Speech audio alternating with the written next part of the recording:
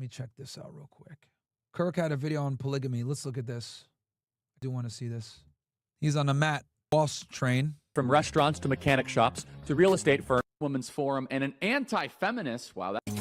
Joining us now is a very smart woman, Inez Stepman. She's a fellow Claremont, let's say, troublemaker with me, but independent women's forum and an anti-feminist. Wow, that's quite a statement. Inez, great to see you. Thank you for joining us. Inez, there is a discussion going online, and this is a very important topic. I don't want to get into any of the names because I think that will only distract us from the essence and the meat of this.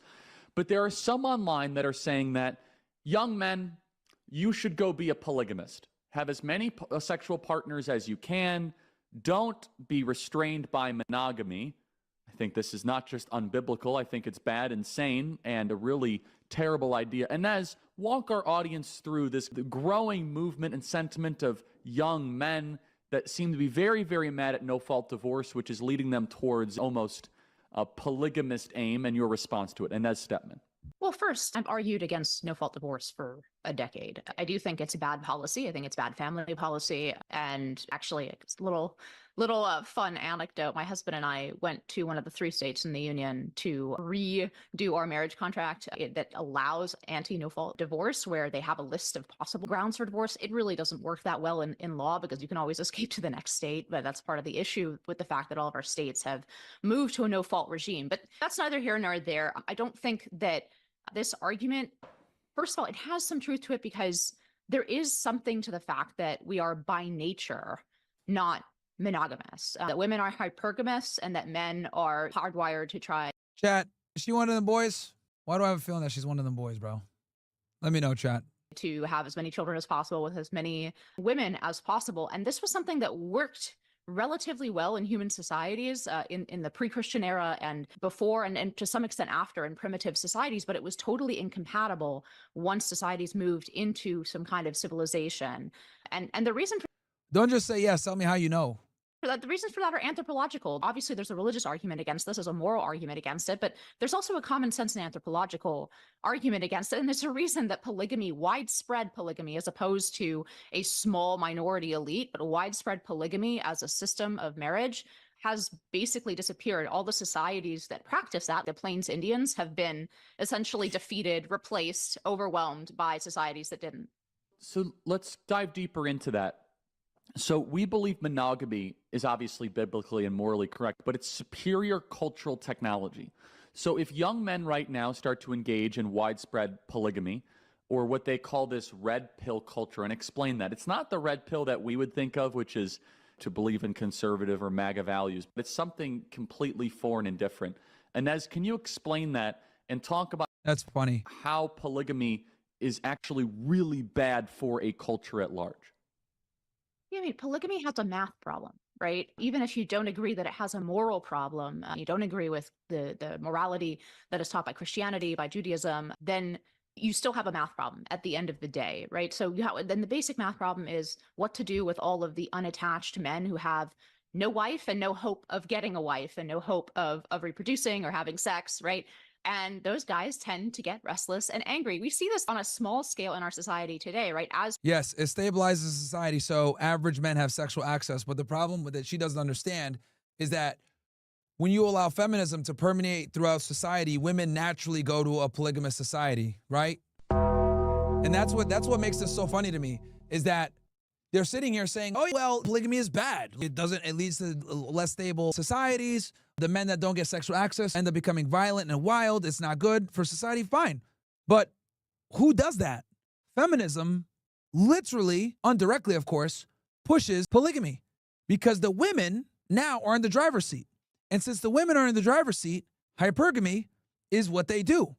And not only is hypergamy what they do, but society encourages them to exercise hypergamy to the highest level. There's no filters or ability to rein in the hypergamy. So it's actually women, right?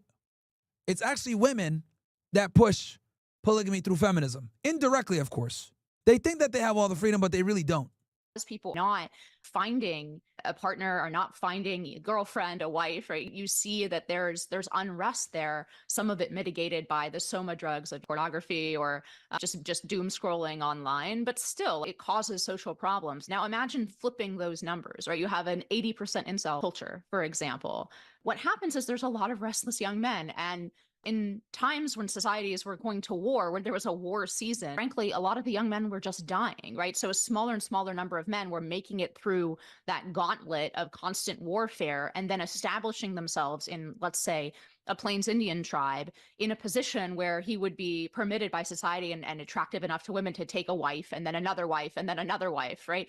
But you can see how very quickly, if your entire civilization depends on warfare, which is very much true about the Plains Indians, depended on this constant seasonal warfare, that doesn't leave a lot of room for building things. That doesn't leave a lot of room for actually applying labor as opposed to defense and war, applying it to butter, right? The traditional distinction between guns and butter, to applying it to learning to cultivate, right? To building wealth and being able to defend it against constant attacks, right? So that's why a lot of those civilizations were very precarious. They lived very war-filled and precarious lives. And by the way, it didn't really, contra some of the other claims, didn't really explode their fertility rate either. Most of those societies had very low fertility rates to the point where they were constantly having to raid other societies for more women in the hopes of saving their tribes from extinction, from demographic extinction. So it is a way that, to some extent, a natural way that people have lived throughout the past, but it is not compatible with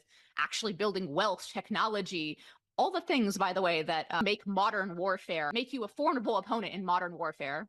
So it's an important point, because societies that embrace polygamy actually don't do very well. So why don't you take a step back here, Inez, and explain what an incel is, the problems with young men and young female dynamic and relationships right now.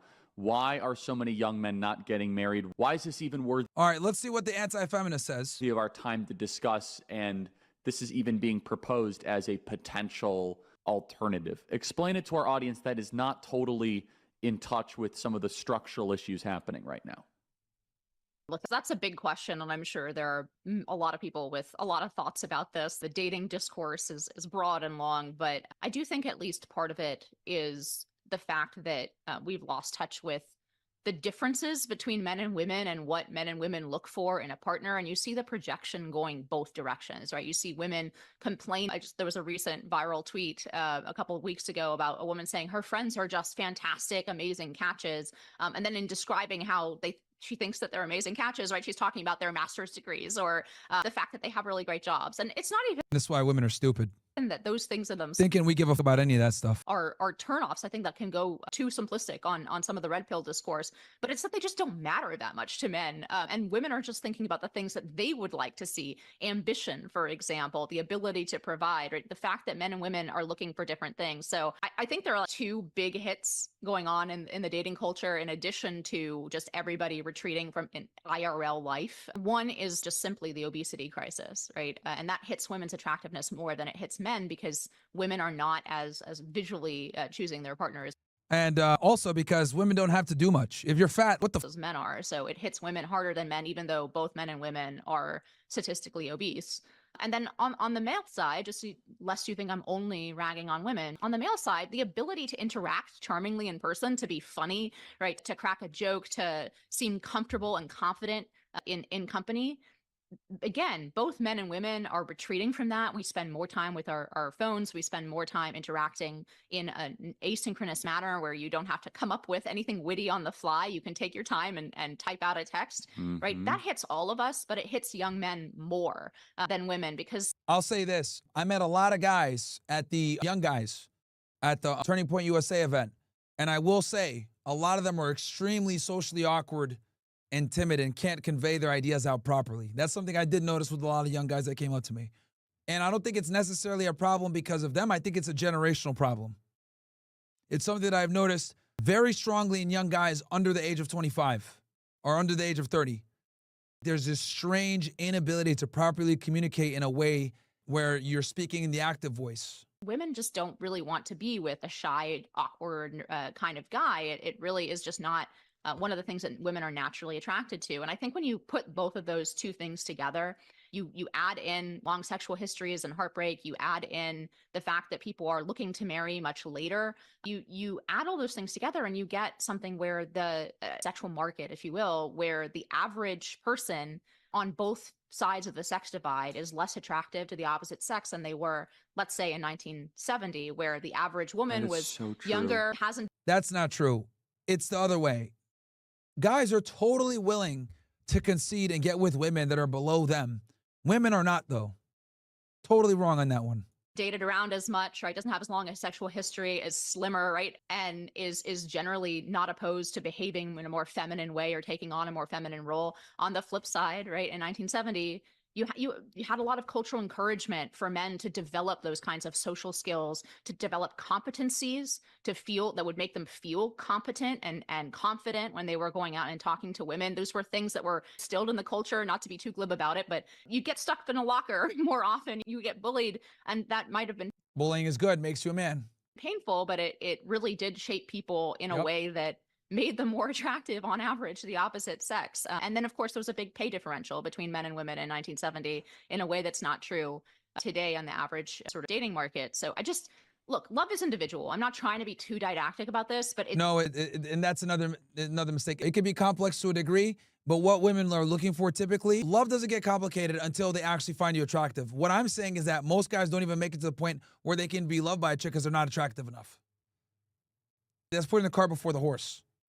it's still Most guys don't even have the prerequisite sexual marketplace to get a girl to fall in love with them in the first place.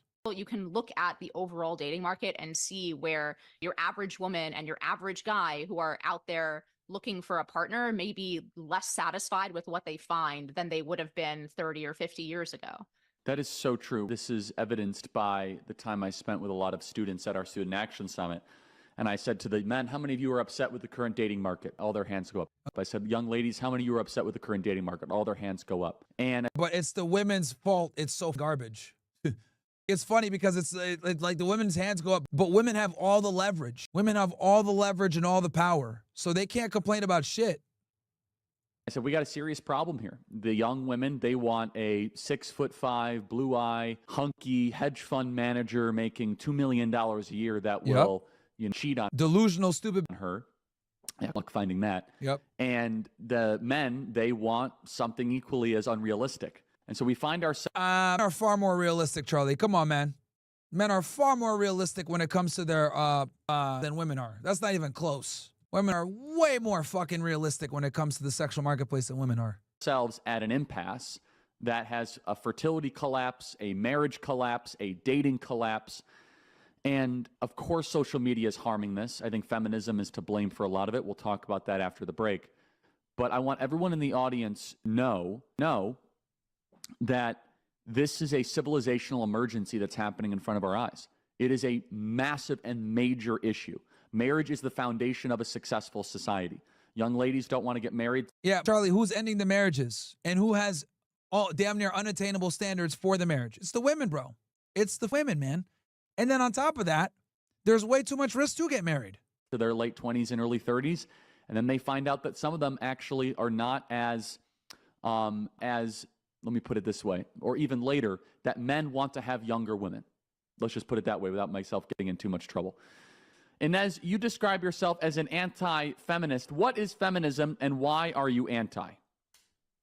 Yeah, it's funny because I've been putting that in my bio for, I don't know, 10 years, 10 years, 15 years now. It's gotten sort of mixed in with the trad wife accounts and some other weird things that I want nothing to. Man, look, bro, I'll keep it 1,000 with you guys. These tradcon women, just undercover feminists.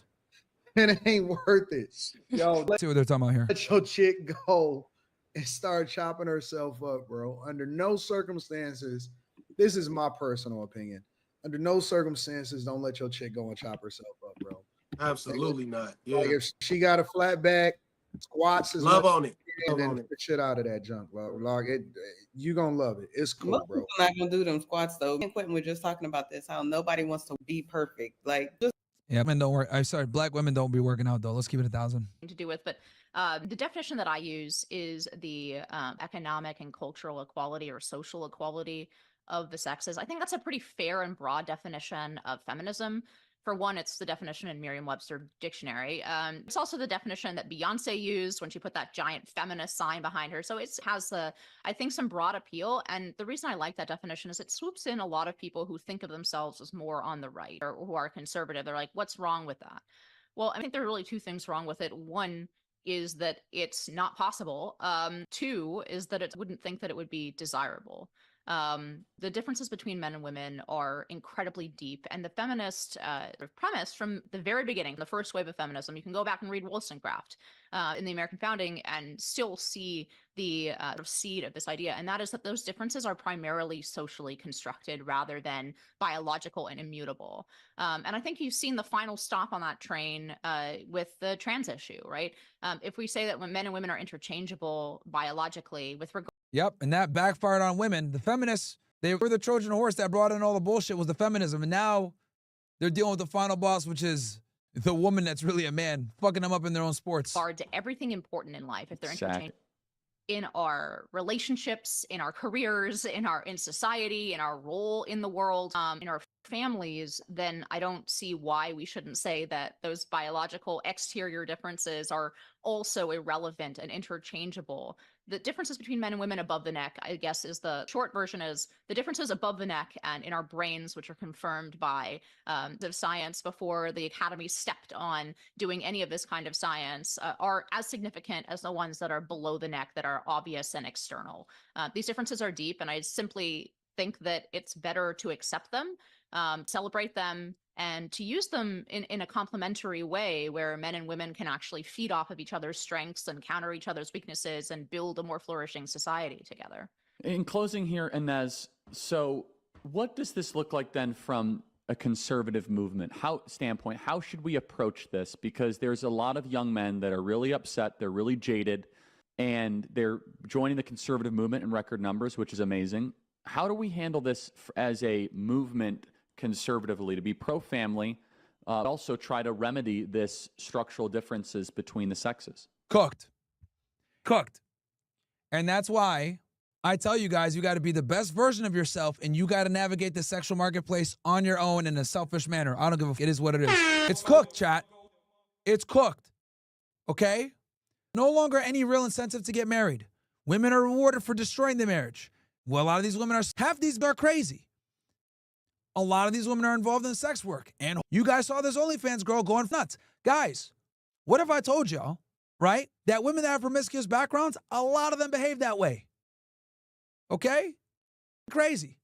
Will ruin your life. Okay? Because they don't got their own mental health in check. The only thing you could do now at this point, guys, I'm telling y'all, and people are not going to like, the Tradcons get mad at me when I say this shit. You have to date defensively now. That's what it is. You have to date defensively. That's where we are now, chat. Literally. You must date defensively with these, because if you don't, they will ruin your life. Okay? They're okay with ruining your life because they don't deal with consequences for their shitty ass behavior. It's cooked, bro. And I told you guys this already. You got three options, really. If you're going to get married with the state involved. With the state not involved. No state involvement. Right? If you're not going to get married and you want to be a womanizer, you're going to be a pay-for-play ass nigga. Right?